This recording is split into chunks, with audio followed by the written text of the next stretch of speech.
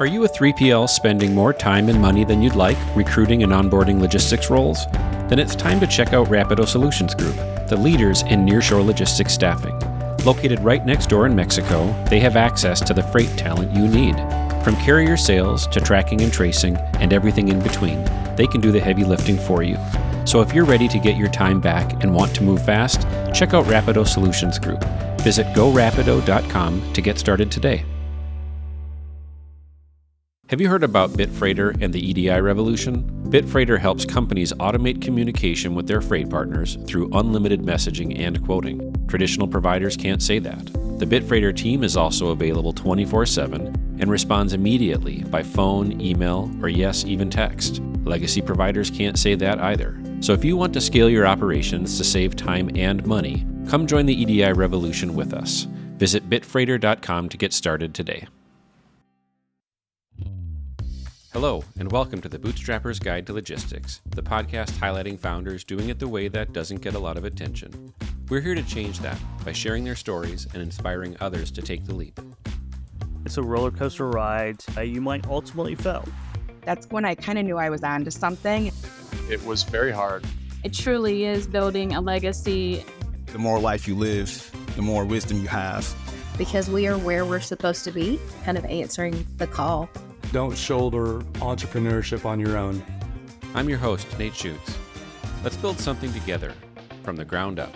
Hello, everybody, and welcome back to the show. Through the power of the internet and modern technology, we're going to have a fun conversation today that started on Twitter a long time ago and now is crossing multiple oceans and time zones. It's Friday my time, but it's Alison's Saturday, so we're doing actual time travel on the podcast now. But I would like to welcome Alison Cusack from Melbourne, which is just south of Brizzy, which is Brisbane in Australia.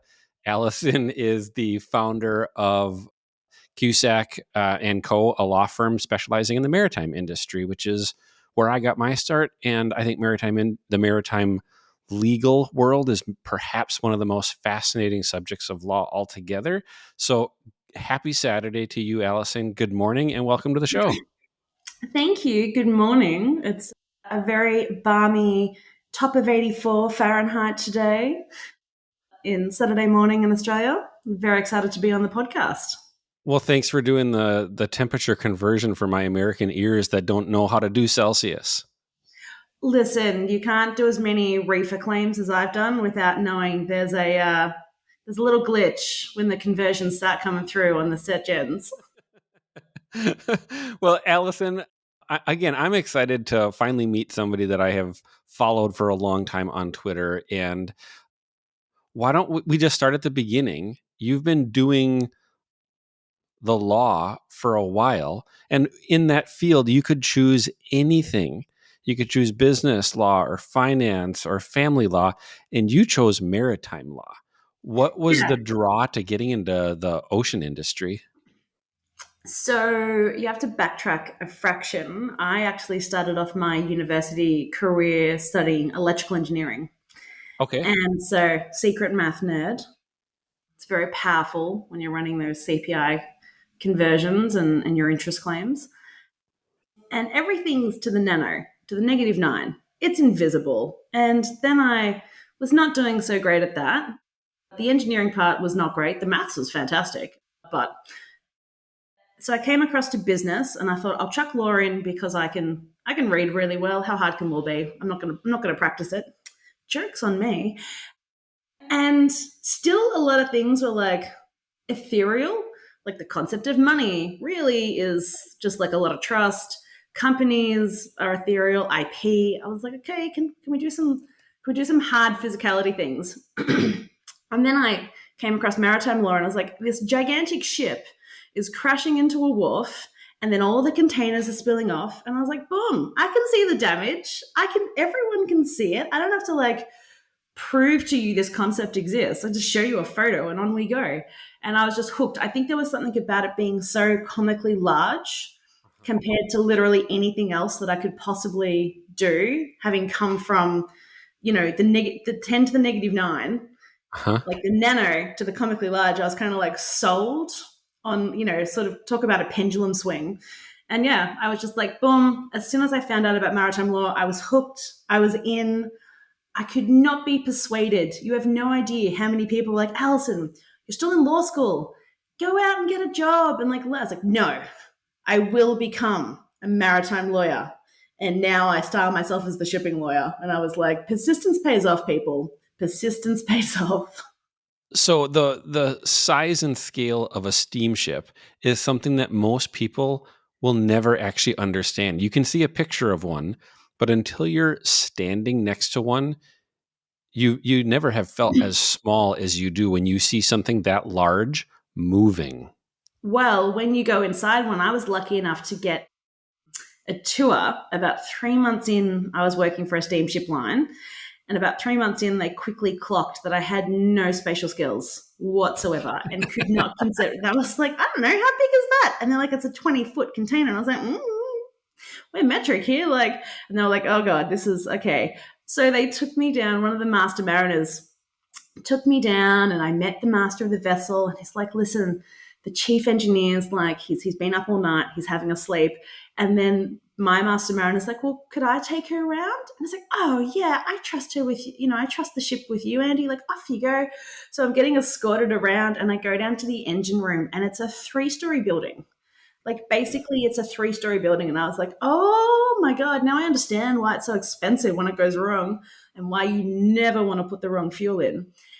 And then the funny thing is, so we get back to the office, and one of the vessel planners had gone down, and he didn't want to wait for us. So he'd gone down earlier, and he came back, and I was like, oh, how was yours? Like, you've gone out to the ship and I've gone out to the ship. Like, how was yours? And he goes, the chief engineer was asleep, so I couldn't go around to most of it. And I was like, should have come with us. We got a full tour. Like, you got to get you've had the access inside. pass. You've had the inside scoop since the beginning.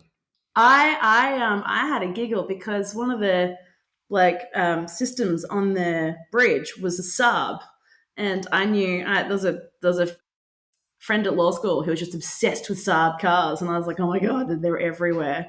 So it's just a different beast when you've seen it and you've met this. So I met the seafarers very, very early on, and so I think that really helped me give an insight that it's not just copy and paste onto a documentation. It's not just widgets. It's not just whatever. Who cares? Like, the ocean is not our global factory line. Do you know what I mean? It's people, it's risk, and then once I'd met them, I was like, well, I'm going to protect you all from head office. I'm going to make sure that no one puts you at risk. And I was quite bold in that, and I would have a few clashes with freight forwarders. When the SOLAS VGM came in, the verified gross mass, they were like, no, well, like, whatever. And I was like, no, you do not threaten the life of my seafarers with your casual indifference. And I dare you to go down to the port and say the same thing. And then I was banned. Can you explain SOLAS? Most people have never even heard of it. Well, now you have a cool, fun fact at drinks when someone goes, hey, what do you reckon would happen if the Titanic never sank? We would never have the safety of life at sea convention, which underpins like safety, going to go rescue people when they're on their yachts, or you've got a sinking ship and we scramble and we race to go get you. All the maritime pollution, all the environmental aspects, all comes from this one international convention. So basically what happened was the Titanic sank, and as everyone knows, they were like, help! And the other ships are like, sus. We're busy. Yeah, we're busy beating you. And they're like, we're kind of like all dying. And then everyone was like, listen, if we don't have a rule that says you have to go save people, clearly we won't. We know that about ourselves now. So it took 1 year, 9 months, 6 days to conceive, draft, and finalize the first ever SOLAS convention. Unfortunately, the Great War got in the way. But then once they finished that, they came back and they ratified it. And the really, really cool thing about SOLAS is that it's never static. They will update and amend and change and realize there's new risks and change.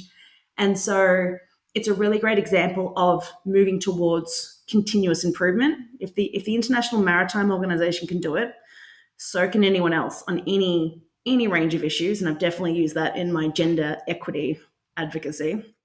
But the verified gross mass was basically everyone's like, it's 20 tons. And everyone's like, I just don't believe you anymore that it's 20 tons. I think you're just BSing me a little bit. And so now there's method 1 and method 2. So basically you either pack your container, put a bolt seal on, run it over a weighbridge and go, boom, there's the weight. Or you're selling your individual components by mass. So for instance, block of cheese, you sell it by so many grams and or pounds. And then you add all them together, add what we call our dunnage. So your cardboard and your pallets and all your other bits and pieces that aren't strictly cargo. And then you add it all together and go, that's the weight. But basically it was to stop ships tipping over. Because people think that these ships can handle anything, but you talk about vessel load planning. And if you're going to put 10,000 containers onto a ship and you put them in the wrong place on that ship, it will tip over, the hull can crack. And so when people are putting together the manifest for a container and they're being questioned on how much something actually weighs, there's a very good reason. A truck will break its axle if there's too much weight on one axle. Ships are no different. And yet, because it's out of the public's eye, nobody really ever sees these things. They are often overlooked. And yet, I don't know what the number is, but there are thousands and thousands of seafarers that are out right now in some, horrible storm in the Atlantic Ocean. And one of the missions that you have is to try to protect them. I think that's one of the neat ways to fight for the little guy. Well, I'm all about fighting for the little guy. That's why I set up my business, because I worked for the Australian subsidiary of CMA CGM, and you can't get more big guy than, a carrier that when their cargo's threatened and their ship's threatened, the literal Navy turns up for them. It's like, oh, hey, we're a French carrier, and the French Navy are like, boom, here we are, let's go. Personal escort. Like, you can't get bigger than that, right? And this was around the time that CMA had bought APL and all these, and Hapag, which is the one that went under? God, my memory is going from 2016. One of the number 6, not Hapag Lloyd, not Hamburg Sud, the other one. Not OOCL? No. Oh my God, I can't believe I've forgotten this.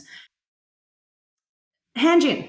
Got it. Yep. Other H. The number 6 had collapsed, so everything was being subsumed. And I was like, I just saw how the power and the might of the big guy could just be thrown around, and that was enough to best the little guy. And I'm like, I don't know, I just don't think it's fun winning that way, because I like to make life hard for myself. You're doing it on difficult mode. I'll just always doing life on difficult mode. So that's why I set up my firm. I was like, no, I want to look out for the little guy. I want to switch to cargo interests. I want to weaponize the power of contracts. I want to... Wait, are you saying that ocean contracts should actually be binding? I had so many conversations at the start of COVID. People were like, oh, they just walked away from their contract. And I'm like, they cannot do that. Why would you let them? Why would you also just go, oh, okay, and I'll give up? No. Weaponize your contracts, leverage your relationships, and then put all that great relationship, customer service, all those deals, all those like, oh yeah, and I'll look after you this time. Take all of that brilliant relationship and then use that to put it into a contract. So when your mate gets laid off as part of a 20% workforce reduction, and suddenly your go-to guy who always looks after you has disappeared and you're left going, crap, you've got the contract, right? Like a two-prong attack. Contract's there when the relationship breaks down. That is the rule. But to just go back, so there are over 1 million seafarers at sea at any one time. There's huge numbers. But I think of them as our seafarers, because we all, and someone might be going, but I'm not in the logistics industry. You buy from the logistics industry indirectly. Everything on your shelf has probably come there by sea, unless you're at the farmer's market and you're going, oh yeah, I'm from the farm down the road, here are my strawberries. If it's on a shelf, And Hmm. it's goods, it's clothing, it's like your white goods for your house. It's probably come by sea. They're all our seafarers, and I'm really trying to get that message out. So I just wanted to do that public service announcement. But yeah, the little guy gets screwed over, and it just, I don't know, maybe it's an Aussie underdog thing. It's just in our DNA to kind of stick it to everyone who's bigger than us. Well, and I know that you're the youngest of several siblings, and you got through school in fewer years than most, and so perhaps you have a little chip on your shoulder that is actually motivating you to achieve what you've achieved. Well, there's something about someone said, "Oh, weren't you intimidated by that guy in that meeting because he was like well over 6 foot?" I was like, "Listen, I'm 5'2". Everyone's taller than me. So when everyone's taller than you, it's just a matter of degrees, right? You've lost that. You've lost that advantage. Do you know what I mean? If some guy who's 6'4" comes up and tries to intimidate me, in the end, he just ends up putting his arm like on my head, being like, "You're just like a really good height." Like it just disarms them because they're kind of like, I don't know, you're closest to the floor. And I think it's just, I, I don't know if it's a chip on the shoulder, me saying clearly with a chip on my shoulder, but I think it's more, I know I'm statistically emboldened that, just because you're littler, just because you're younger, doesn't mean like you can't do it. So I think that emboldens me to just be a little bit more ridiculous and absurd and just be like, well, what are they going to do?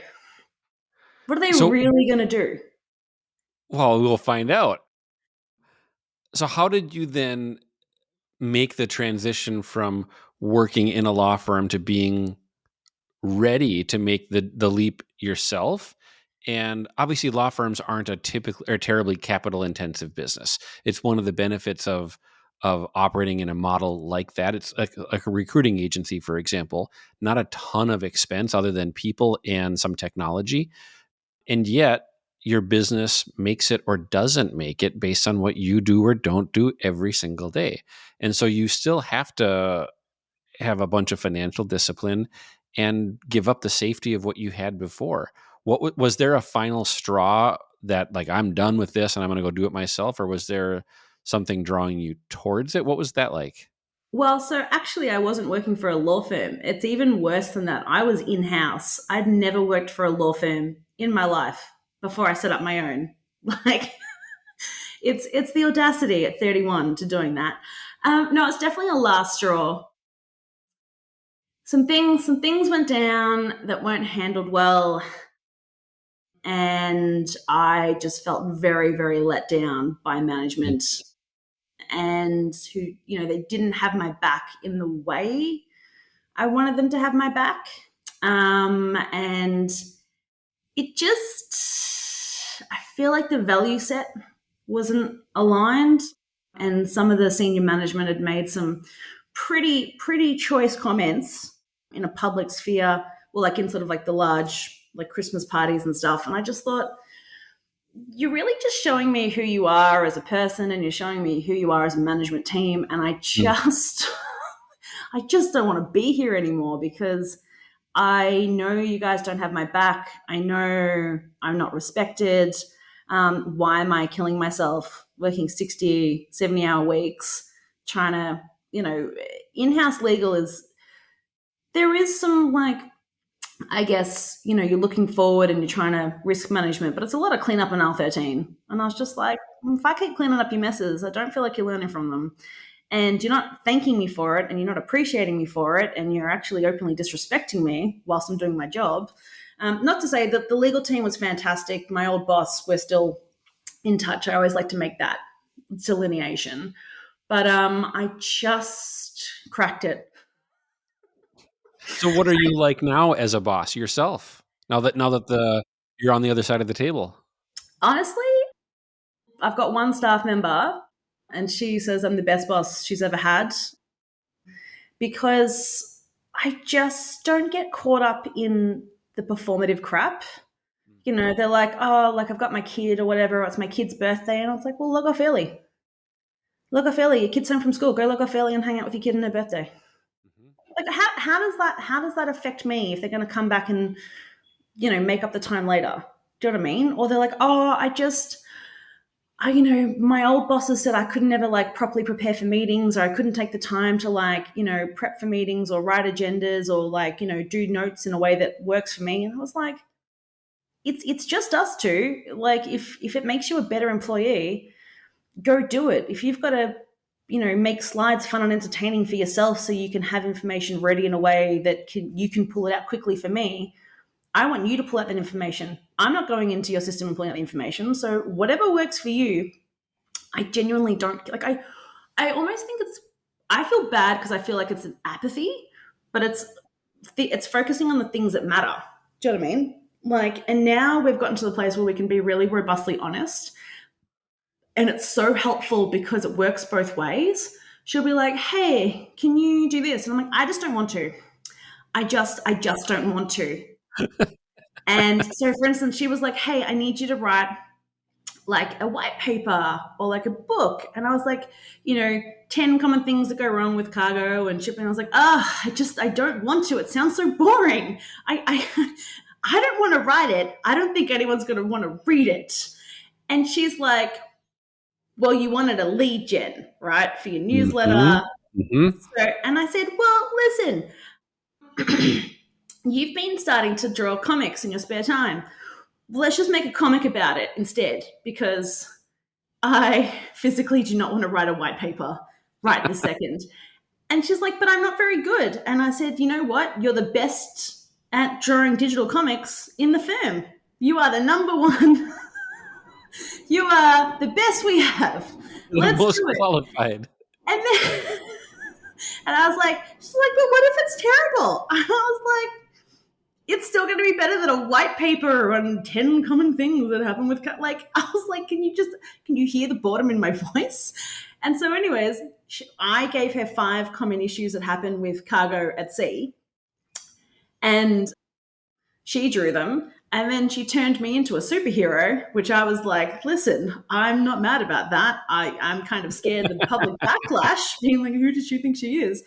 And then we launched Container Jack, and it went like around the world. It went viral. It was in the Turkish shipping news, being like, oh, Australian lawyer has launched like this digital comic book. And everyone's like, oh, I love it. And that really solidified to me that, who am I cosplaying for? Like, who am I cosplaying being this very serious, I have to get to work at 9 and I have to work until like blah, blah, blah. And I'm there going, I take meetings with people in America. I take meetings with people in Europe. Like, my schedule is all over the place. I want to do an 8 a.m. podcast on a Saturday. And it really solidified to me that the shipping industry is just as nerdy about shipping as I am. And that if I think of myself as the end customer, then it's probably gonna work really well. I mean, I did a depth chart when the APL England containers went overboard because their CEO came out and said, oh, dropped to a depth of 3,000 meters. And I was like, I can't even fathom how deep that is. Pun very much intended. If I can't work it out, then other people probably can't work it out. So we did a depth chart, and it had like scuba diver, whale, submarine, and then it had like the A&L containers because it was an A&L chartered ship, and then it had the RMS Titanic. So everyone could have it, and then everyone loved it, and then everyone kept, this is on LinkedIn, everyone kept adding to it. So they would take the picture and they would extend it down, and then someone put the Hope Diamond, and then someone put Drake at the bottom of it. It just became a meme on LinkedIn. Granted, it was lockdown. I'm going to give everyone that. But I just thought, yeah, so because I could be honest, because I had encouraged honesty with her and I was displaying honesty, I got a comic book. So I think that really proves that by being a, like, for instance, she'll say, okay, here, I've done this slide deck. And I'm like, oh, I just don't like the color scheme. And she's like, why not? And earlier I would have tried to just make up some BS answer about like whatever. And I was like, listen, it just reminds me of like my high school best friend who we had a massive falling out, and that color just reminds me of her, and it just makes me irrationally like annoyed at that color. And she's like, cool. It's on the no list. Like, you can just be a real person and go, listen, some things, I just don't like them and I don't want to have to justify them. And now, like, we're at that point where because otherwise she's there going, oh, what didn't I foresee? What didn't I plan for? Like, oh, I don't know my boss. I don't know the business. I don't know the color scheme. I don't know this or that. And I was like, listen, yeah, like my best friend from high school who I had a falling out with, like, it just reminds me of her. It's 20 years ago, but it's still some things are very strong and you're just like, it is what it is and I'm just going to own it. And then they're like, oh, cool. And so they're not self-doubting themselves because they're like, yeah, it's just a particular preference that has no rhyme or reason, that it's very much not a me performance thing, so I can just accept it and move on. So what I love about that, Alison, is just by being yourself and not being performative, you can actually enjoy what you do more fully, and then other people can actually, you can unlock in other people what makes them uniquely them. What we do is very important. That's for sure. We've got truck drivers and people in warehouses and goods moving all over the world, and it's all very, very important. And none of us have a clue what's going on at the same time. We are not masters of the world. The global supply chain is a loosely orchestrated, constant disaster that's being fixed in real time with 100 decisions an hour in an Excel file on the bottom of a skyscraper. And there is no order. There is no plan. We're all figuring it out as we go. that is the best. That is the best description I've ever heard of the shipping industry, and I need you to put that on merch so I can have it on a mug. I'd say to people, the shipping industry succeeds despite its own best efforts to thwart it. There should be so many more things exploding on ships than they do. Just from the knowledge that I have, I'm like, it is sustained miracles that keep those ships floating sometimes, because I'm thinking, yeah, some of those things should have gone absolutely sideways, and by sheer dumb luck, it did not. There was no strategy in that. That was a wait and see and wait and hope and wait and pray and go, my God. Well, this is being your own boss affords you the opportunity to do this in a way that working in, inside council, you probably couldn't fully express yourself. And yet Definitely could being not. a small business Definitely could not. owner comes with a bunch of drawbacks. What do you dislike about owning a firm? What do I dislike? I did dislike invoicing for a long Mm-hmm. time. Mm-hmm. Then I got software, so that was a good solution. Manual is not the way to go. I think the thing I dislike the most is sometimes I would like an army behind me.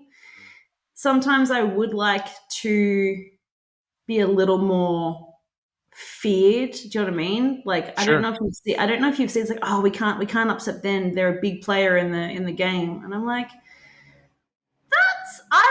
I would like that kind of heavy, clout. I mean, I do think I'm batting above my average. One sole practitioner lawyer in Melbourne at the bottom of the world. I think I've made some pretty good inroads. But sometimes it would be nice to be able to preemptively fend off people playing silly buggers when they try things on because they think I'm small and so therefore I am small and therefore I'm able to be bullied. People really try and bully me, and it's annoying. And they don't win, but it's just I feel like it's a lot more shenanigans that go on and chew up my time than other people may have to handle. Unpack that more. What do you mean? What do you mean by other people might have to handle? Well, I just don't think that people are trying on the same stuff with London shipping partners of like multinational firms. Sure. You know what I mean? Like they're not going to say the dumb, stupid stuff that they say to me. And some of it may be gender. I try not to default to that unless it's glaringly obvious. But some of it's just, oh, well, who are you? You don't know anything. I'm like, I know a lot. And there's just this arrogance. Do you know what I mean? That they they come from a national firm, or they come from a multinational firm, or they're a multinational, well, they're a big shipping line. They're $1 billion shipping line. They're a multi-million dollar, freight forwarding outfit or whatever. And it's just this kind of immediate pegging of, well, I'm here and you're immediately below me. Yep.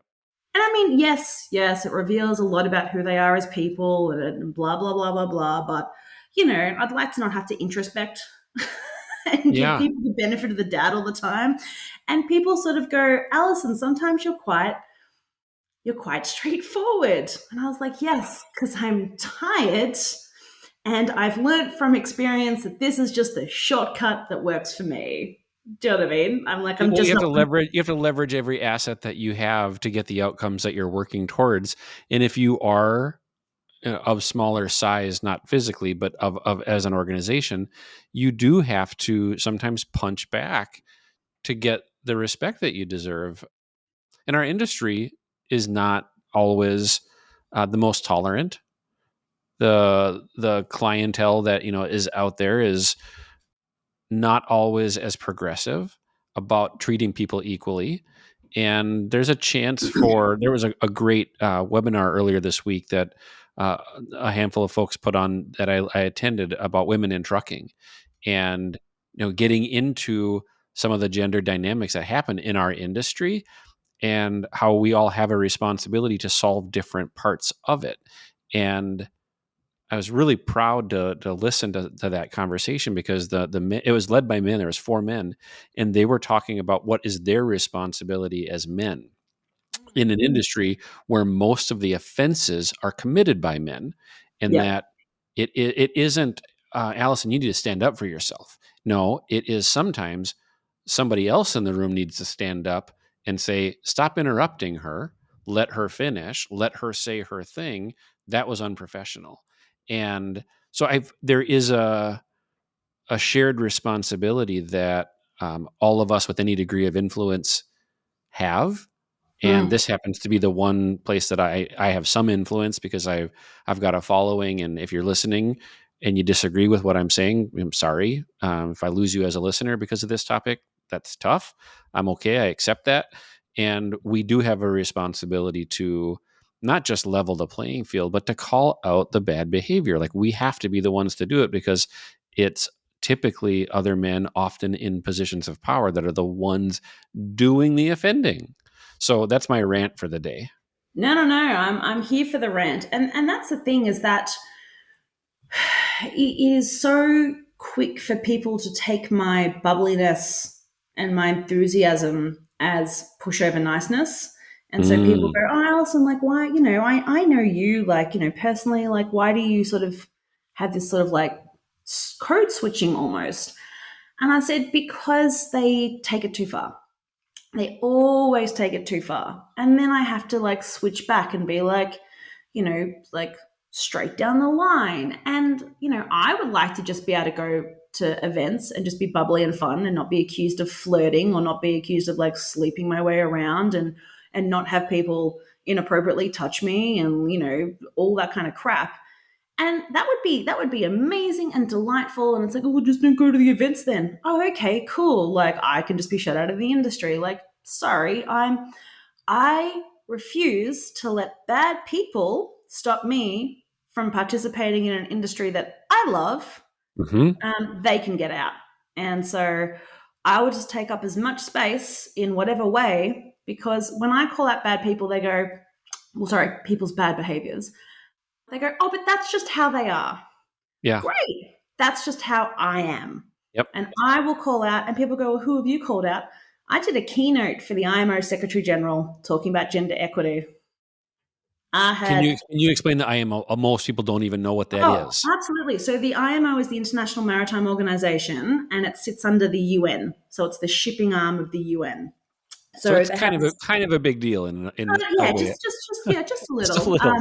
So the Secretary General had flown into Australia for 2.5 days, big deal, because he'd never been there before. And I was like, oh yeah, like 2.5 days, we've got to jam pack it. And so they had this dinner, and it was the year where the theme for the entire IMO's year-long theme was empowering women in the maritime community. Hmm. And so I was one of 3 keynote speakers chosen. And so I've never been more like, I was like, okay, I'm just gonna call out every single bad actor by name and just go out in a blaze of glory and just take this moment. And I was like, no, I can't do that. I'll ruin my career forever. And then I was like, maybe I'll just say that like everything's going great and like we're really trying and come on team. And I was like, I can't do that. And I was talking to my friend and I said, I don't know, because I'd asked the Maritime Safety Authority who was hosting it. I said, do you need an advance copy of my speech? And they said, no. And my mum was like, that was a bad decision by them to not vet your speech. Because I get pretty fiery and pretty passionate and I like to do pretty strong, empowering speeches because I'm trying to get past the people in the audiences, mainly women, like their imposter syndrome. Like I'm speaking to their imposter syndrome. And that's why I'm so like over the top. And so I was speaking to my friend and I said, I don't know what to do. And he goes, why do you want to play it safe? And I said, I want to play it safe so that they let me back. And he goes, but if you're not going to take advantage of the opportunity this time, what makes you think you'd take advantage of the opportunity next time? And I was like, oh, damn it. And it was a huge revelation for me because I was like, this is the moment. This is the time to go. If you're going to do something, and it really became this lightning rod of who was I going to be in the moment that mattered? And I'm very, very big on the moments that matter. If you don't speak up in the moment that matters, I don't want to have your groveling apologies the next week for hours and hours saying, I'm sorry, Alison, I didn't say the right thing, or I didn't do the right thing. Like, oh, we can do this. I'm like, no. You didn't speak up in the moment that matters. You were actually a coward. And I know that's strong words, but if you're not going to speak up from when you're in a position of power, when you're not the victim, when you're the bystander and you have a very strong influential role in the industry and you're witnessing that and you don't speak up in the moment, one, how dare you ever ask the victim to have to speak up when they're actively being victimized? And you know, the flooding of shame and the guilt and the embarrassment and the I don't belong and oh my God, I don't know how to respond to this, because if I respond to it and I just laugh and giggle because I'm super embarrassed and I'm trying to remain safe, then I've accepted it. And if I call it out, then I'm the fun police and I'm the B word. I don't know how far the bad language rule goes in this show. We keep it pretty clean, but keep going. You're doing great. You're the B word and all of those things, right? Like it's a polarizing response. There's not that range. And if you're the bystander and you're a very senior person in the industry and you see that and you don't say anything and you call me the next week and go, oh, Alison, I am sorry. And I'm like, no, you're a coward. You're a coward. And you've lost all integrity on the things that you talk about. Oh, we've got to do respect and we've got to, but no, because if you can't do it with your lofty CEO position and watch me get victimized and don't help me in the moment, you are a coward. And I will forever view you as a coward, and I will tell other people that I view you as a coward because in the moment that mattered, you didn't help, and that's who you truly are as a person, because you had the power to stop something happening to me, and you didn't. And that is my rant. But How did the speech end? Oh, that wasn't the speech. That was a separate thing. My speech was actually around, what was it? Fearless Pursuit of Imperfect Progress. My speech title was Fearless Pursuit of Imperfect Progress. And I said, if the IMO can imperfectly step forward with solace and make big, strong, moves like the verified gross mass, which upset literally everyone worldwide, but was necessary. I said the shipping industry can do two things really well.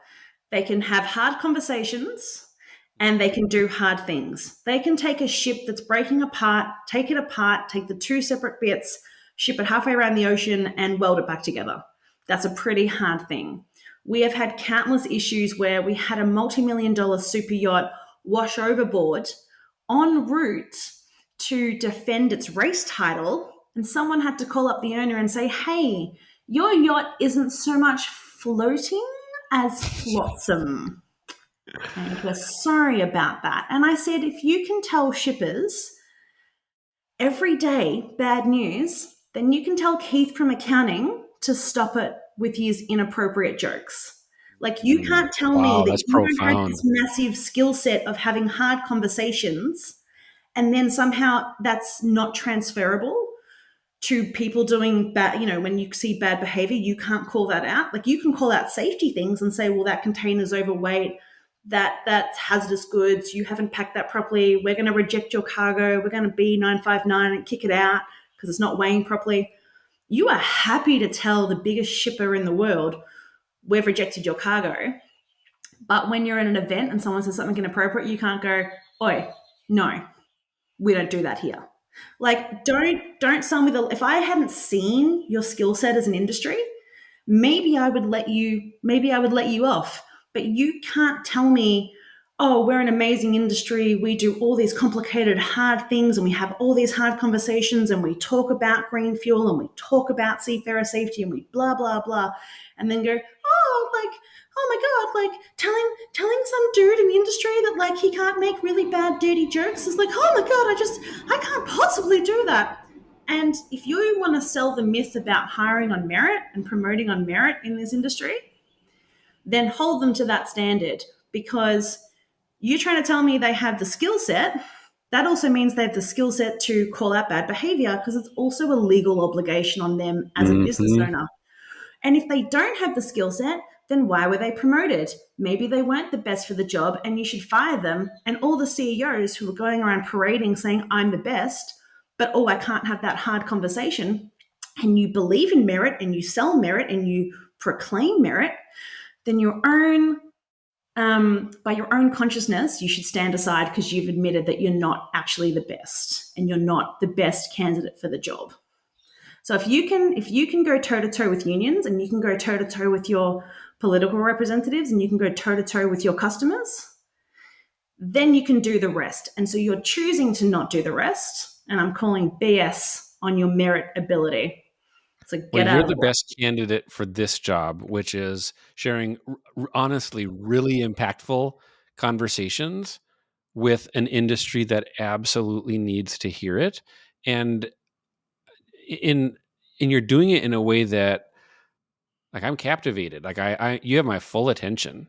You are so well spoken in how you articulate these ideas, and you've got so much life and personality that I can't help but listen.